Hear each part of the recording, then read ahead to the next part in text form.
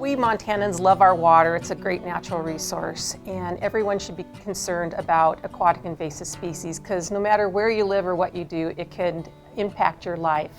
Our best thing is to keep them out of the state, so we need everybody's help to make sure that happens. So tell your friends and neighbors, clean, drain, dry is the message, and just be careful about if you go to another state and return with your boat or your fishing gear to make sure it's not transporting invasive species here.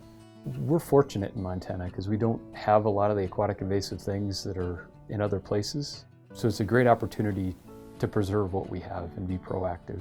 Most of these invasive things move on watercraft, so having boaters clean, drain, and dry their equipment helps prevent the spread of these things and make sure we're not moving things around from one place to another and protect our water resources where they are now. Because once these aquatic invasive things come in, they're very difficult to get rid of, if not impossible. Fish, Wildlife, and Parks has so many people working on the Aquatic Invasive Species program. Our monitoring crews are busy all summer long, collecting samples of water. They're surveying to see what kind of plants are in the waterways. They'll send those water samples back to our lab that are tested by the crews in our laboratory. We hire seasonal people every summer on the monitoring crews to check water bodies from every border. The watercraft inspection crews operate over 35 different inspection stations.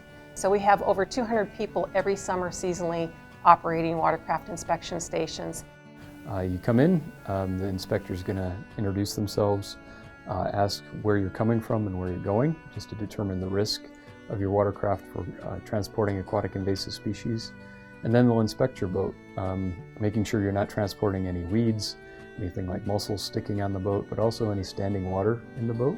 We really rely on the public to help us with this. We can't have inspection stations everywhere all the time, and so we really, through working with the public, make them aware that they need to keep their boats clean, drain, and dry every time they launch them on the water. Because an aquatic species needs water to survive, if you're clean, drain, and dry, you're going to prevent them from coming into the state.